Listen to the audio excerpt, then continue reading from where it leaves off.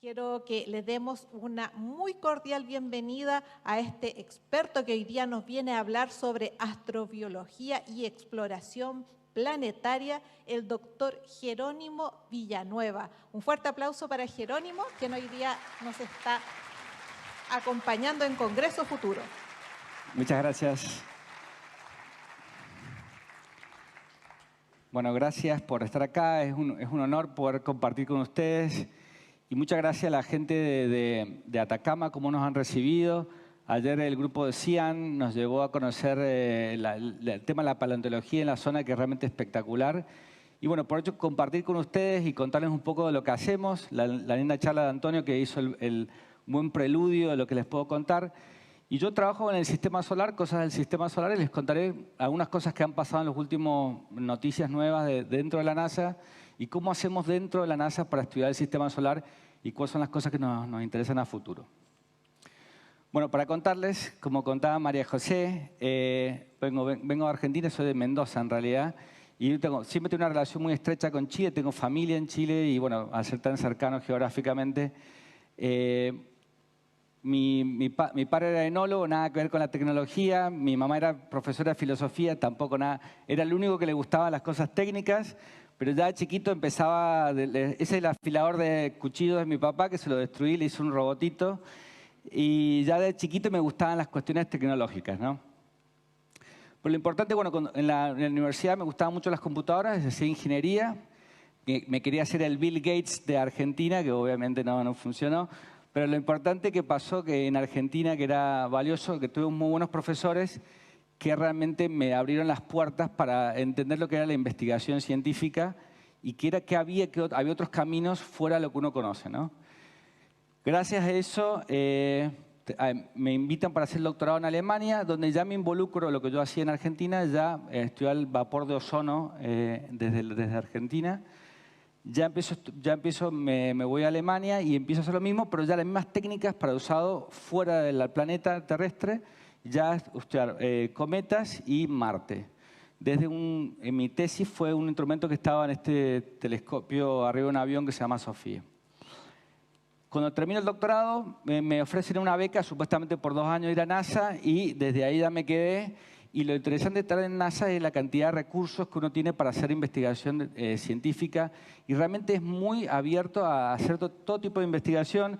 Yo trabajé con robots en Marte, desde el telescopio James Webb, que les voy a contar un poco más, y de telescopios en la Tierra. He usado, por ejemplo, telescopios acá en Chile, he venido mucho a Chile a hacer observaciones, y la astronomía, como comentaba el gobernador, es un elemento que es muy importante para el desarrollo de la zona, y creo que es un área realmente para desarrollar porque es un lugar único por la poca cantidad de agua que hay en la atmósfera.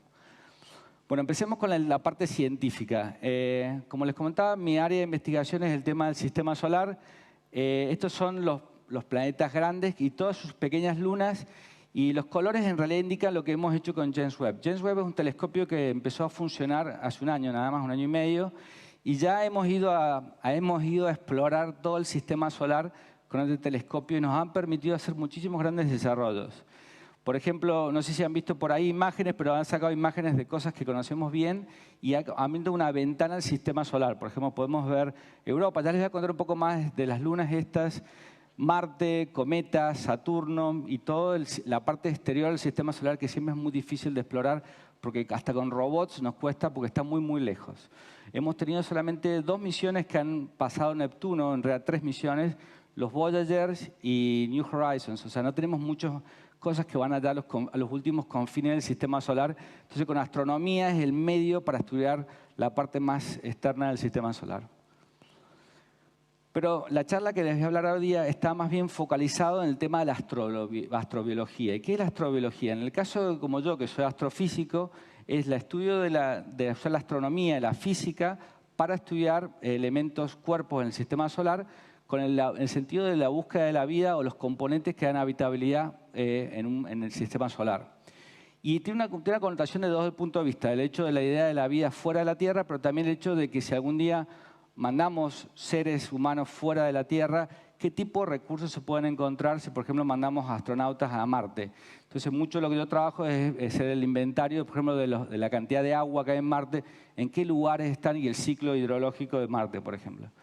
Pero dentro del sistema solar, estos son los 3 objetos más interesantes, se ponen astrobiológicos, y les voy a contar por qué en realidad. Marte, bueno, obviamente es el más conocido de los 3, hay muchas películas y demás, pero lo interesante, les voy a contar, lo interesante es que es un planeta muy parecido a la Tierra, geológicamente tiene capas polares y demás. Los otros, ya les contaré más, son lunas de planetas más de Júpiter y Saturno, donde tiene una corteza de hielo y debajo de esa corteza de hielo se cree que puede haber océanos, que es la parte donde lo hace interesante astrobiológicamente. Bueno, empecemos con el tema de Marte. Si uno compara los 2 planetas, en realidad se ven muy distintos. Nuestro planeta está lleno de vida, o sea, vemos hasta cuando íbamos a hacer con Pablo en el Atacama, un lugar súper árido, uno encuentra vida hay por todos lados. Entonces, a pesar de nuestro planeta, en los lugares más áridos encontramos vida. Nuestro planeta es muy distinto a Marte. Marte es un planeta relativamente inerte, capas polares tiene. Esas capas polares están especialmente hechas de hielo de dióxido de carbono, el hielo seco, ¿no? Pero si uno toma toda el agua del planeta, toda el agua superficial, en realidad nuestro planeta sigue siendo un planeta terrestre con una pequeña cantidad de agua. O sea, no se necesita una gran cantidad de agua para ser un planeta habitable como el nuestro. En realidad, esta burbujita que ven ahí es todas las capas polares de nuestro planeta, de los océanos, todo es esa pequeña burbujita. El tema que estas son observaciones que hicimos con el telescopio VLT que está acá en Paranal, el norte de Antofagasta. Lo que pudimos medir desde la Tierra, podemos observar Marte y podemos entender la historia de agua en Marte. Y pudimos ver que en el pasado, cuando la vida comenzaba en nuestro planeta, el planeta estaba cubierto por un océano que cubría la gran proporción del hemisferio norte del planeta. Eso lo hacemos a través de estudios isotópicos, el volumen de agua, por lo menos esa cantidad de agua en el pasado hubo. Con el tiempo, el planeta al ser más pequeño, tener menos gravedad, ha ido perdiendo esa agua con el tiempo, se ha ido como escapando, y él se lo ve inerte, pero nunca no fue inerte. El gran debate que existe ahora de Marte es si esa agua se mantuvo en estado líquido durante mucho tiempo o no, o estaba como transformada como hielos, icebergs en ciertas zonas. Pero si buscamos en vida, ¿dónde puede haber vida en Marte? En Marte en realidad la superficie es muy agreste porque no tiene atmósfera, no tiene la capa de ozono que protege mucho de la vida de nuestro planeta, no tiene el campo magnético. Siempre cuando buscamos vida en Marte buscamos debajo de la superficie. Se cree que debajo de la superficie puede haber fracturas con agua líquida y ahí es la gran búsqueda que estamos haciendo. Y la vida que estamos buscando es vida muy simple. Se piensa, por ejemplo, si tienen elementos radioactivos, agua, se produce hidrógeno, que es comida, se podría decir, y una bacteria o algún tipo de elemento, un metanogénesis, puede consumir el dióxido de carbono y produce metano, por ejemplo, como producto. Metano es gas natural. Entonces, de alguna forma uno puede buscar este prototipo de vida que se puede buscar en un planeta como Marte. No estamos buscando un elemento complejo, estamos buscando algo relativamente simple como esto. Y lo que hicimos es usamos otro telescopio. También usamos el Paranal de Chile y usamos telescopios en Hawái. En el año 2009 publicamos un estudio donde encontramos como una zona donde había exceso de gas natural en Marte, que fue bastante controversial porque el hecho de que ese gas estuviera allá no debería estar en Marte, indicaría que algo está pasando. ¿Y qué estaría pasando que encontramos gas natural en Marte? Y las posibilidades eran las siguientes, es que había caído un gran meteorito que estaba lleno de metano, que era bastante improbable, pero podía ser. Que fuera impactado un cometa, tampoco probable. Lo más interesante podría haber sido también que debajo de la superficie hubiera un proceso que se llama serpentinización que produce geológicamente gas natural. O obviamente lo que llamaba más la atención es que en el mismo espectro de debajo de la superficie puede haber un acuífero con vida. Entonces cuando uno encuentra gas natural es un indicador, no te dice que hay vida, te está diciendo que puede haber algo químicamente que no debería estar en un planeta.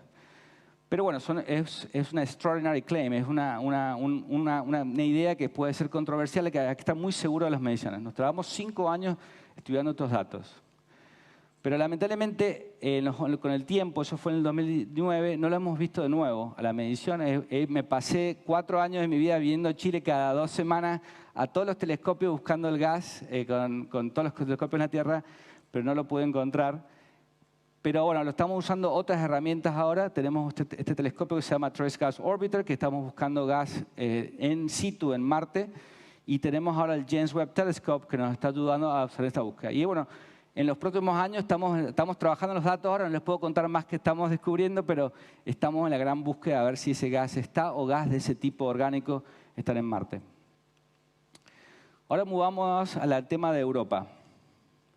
¿Por qué Europa es interesante? Esta es una luna de Júpiter, hay una corteza de hielo, hay un océano subterráneo, y se cree que debajo de la corteza subterránea, por producto de fuerzas gravitatorias de tensión de Júpiter y demás, más el enfriamiento de la luna, lo hace que tenga cavidad hidrotermal subterránea, y ese océano puede ser un lugar habitable. O sea, la gran búsqueda de entender es qué pasa en ese océano, si es habitable, qué componentes hay ahí. Esa es una de las grandes búsquedas.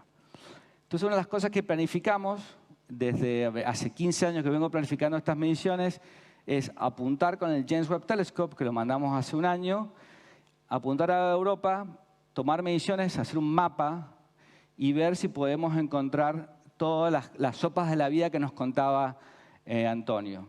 Esa es la gran búsqueda que queríamos hacer con James Webb. Y eso nos pasamos 15 años planificando esas observaciones. En noviembre del año pasado nos dieron los datos, no, hace un año y medio, en realidad, en noviembre del 2022, tomamos las mediciones con James Webb y tomamos los datos. Y lo interesante fue que descubrimos cosas interesantes. ¿Qué es lo que descubrimos? Primero, no descubrimos que había como un jet de agua o de gas orgánico desde la Luna, pero sí descubrimos que había una zona que, bueno, acá no se ve muy bien, pero una zona que era de distinto color en la superficie, que es una zona que se llama que es caótica, porque es como actividad geológica, como piedras que no deberían estar en su lugar, fuera del lugar. Y lo interesante que descubrimos ahí es que había dióxido de carbono. ¿Y por qué es importante el dióxido de carbono? Como contaba Antonio, son las componentes de la diversidad química que da el origen de la vida. Sabemos que hay agua, la corteza de Europa está hecha de agua, tiene hidrógeno y oxígeno. El hecho de encontrar fue la primera fuente de carbono, material orgánico se podría decir, en la Luna. Entonces, y localizado. Se cree que es un vínculo hacia el océano subterráneo. Entonces, estamos generando más diversidad a esa sopa de la vida debajo subterráneo de Europa, lo hace a la Luna más interesante. Y ahora el objetivo es, cuando mandamos una misión que se llama Europa Clipper a Europa, poder ahora apuntar a dónde queremos tomar esas mediciones más precisamente. No tenemos que ir a cualquier lado. Sabemos que esa zona se llama Tararrillo, ahí es el lugar donde hay que ir a hacer mediciones. Y vamos a la otra luna, esta está más lejos todavía, ya está bien lejos al lado de Saturno. Y también hicimos lo mismo con James Webb, apuntamos, y lo que encontramos acá fue bastante sorprendente en realidad. Sabemos que Enceladus tenía como un jet de agua.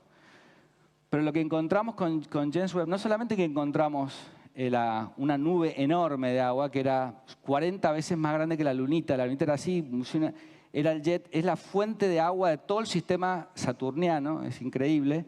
No solamente eso, que encontramos un anillo de agua alrededor, hay una nube alrededor de Saturno, producto de esta pequeña luna que está constantemente emitiendo agua, y esa agua se acumula como una pequeña nube. Y con James Webb pudimos ver la gran emisión de agua y la nube eso. ¿Y qué nos dice? Bueno, nos dice que cómo se producen estas emisiones, nos dice el volumen de agua que se produce de esta luna. Lo que sí buscamos otras moléculas, como dióxido de carbono, metano, otros gases, y no vimos nada. O sea, esta luna, en este caso, la sopa de la vida no es tan interesante, se podría decir, pero bueno, es una medición que es prematura y que hay que seguir buscando más mediciones. Esos son los pequeños detalles que hemos ido sacando en los últimos meses. Pero bueno, acá para que vean cómo se ve debajo de la superficie, acá ven es el concepto, no sabemos, es una especulación esto. Se cree que hay un jet hidrotermal, por ejemplo, eso pasa por algunas ranuras en la superficie de Enceladus, y eso produce un jet en el sistema saturniano, y eso es lo que estamos viendo nosotros, que se acumula con el tiempo. Y con el James Webb lo hacemos esto ahora, la animación continúa. Bueno, estos son los jets que los pueden ver. Es una zona que es más caliente en el hemisferio, en el polo sur, en realidad, de Enceladus. Y desde la distancia, gracias a James Webb, con su gran poderoso telescopio, podemos medir estas moléculas. Pero bueno, ahora volviendo al tema de que como latinoamericano, cuando uno pasa mucho tiempo afuera, el hecho de la identidad, el hecho de devolver, ¿no?, lo que nos dio nuestra comunidad y cómo mantenernos más cerca de ello. Una de las cosas, grandes barreras que sufrí en mi investigación, o como nos pasa a todos, es que las técnicas, los modelos, todas las cuestiones que usamos cotidianamente en la NASA, en otros lugares, son inaccesibles a los científicos que no están en NASA o fuera de los lugares estos de élite en el exterior. Entonces, una cosa que hice fue, todos los modelos que hago los hice públicos para que todo el mundo pudiera acceder. Y fue tan popular esta herramienta que se transformó en una de las herramientas más usadas de NASA, inclusive. La usan en todos lados. Mucha gente de Chile, justo en este screenshot que saqué, justo no está Chile ahora, pero lo renuevo cada 10 días. Y tiene hasta 300.000 visitas por mes. Es un lugar que está muy usado, bueno, y NASA lo premió con un premio hace poco. Y lo que hemos hecho es una interfase muy, muy accesible. Hemos hecho videos para explicar a la gente y le escribimos un libro también para que estas herramientas no fueran solamente de NASA, sino que fueran para la comunidad. También el tema que la oportunidad de poder dar una charla y hacerlo cercano fueron la gente que a mí me ayudó a expandir en mi investigación científica. Una cosa que hago, me dedico mucho, trabajo con la Fundación Shakira en Colombia, en el norte de Colombia, también en Centroamérica, varios lugares. La idea es para lugares que les cuesta, que piensan que NASA es inaccesible, que es todo muy difícil, entender que no, que es súper accesible. Hay que saber, si a uno le interesa la ciencia, hay un camino. Y la idea, bueno, generar herramientas, motivar a la gente de que no se encadene a sí mismo por limitaciones que nos da la vida, ¿no? Bueno, una cosa para terminar la charla, una de las cosas más complejas que nos está pasando, yo vivo en Estados Unidos, saben que hay un conflicto con la frontera, en la frontera sur de Estados Unidos, que es un conflicto de Latinoamérica. El flujo viene de todo, de Sudamérica, Centroamérica. Y dentro de NASA, como latinoamericano, siempre me sentí muy conflictuado con la cuestión. Saben, esta zona de acá hay un conflicto constante, los medios tratando de mí. Entonces un día me sentía tan mal que empecé a descubrí que NASA te permitía transferirte. Me salí de NASA durante un mes y me transferí a otra agencia gubernamental que se encarga de Department of Homeland Security, que es como Ministerio de Interior, una cosa así se podría decir. Y me transferí y me pasé un mes en la frontera trabajando para entender el conflicto de ahí. Nada sofisticado, era entregar pañales, cosas nada del otro mundo. Estuve en un lugar como esto, que es en Texas. La mayoría de la gente en realidad viene de todos lados, mucha gente de Latinoamérica, lamentablemente de Colombia, Brasil inclusive, de todos lados vienen. Y verlo en carne propia es bastante duro, pero en realidad es también entender. Yo quería estar ahí para dar una cercanía, decir que en realidad hay un camino a futuro de esto. No hay una solución simple a esto, en realidad hay ciertas soluciones, pero bueno. Y bueno, también trabajar con la gente que uno descubre que hay son otros empleados públicos también del gobierno de Estados Unidos que dejaron su trabajo durante un mes y se fueron a la frontera a ayudar. Así que siempre constantemente es el vínculo de la identidad latinoamericana, de continuarla y desarrollarla para que estemos todos juntos. Bueno, gracias.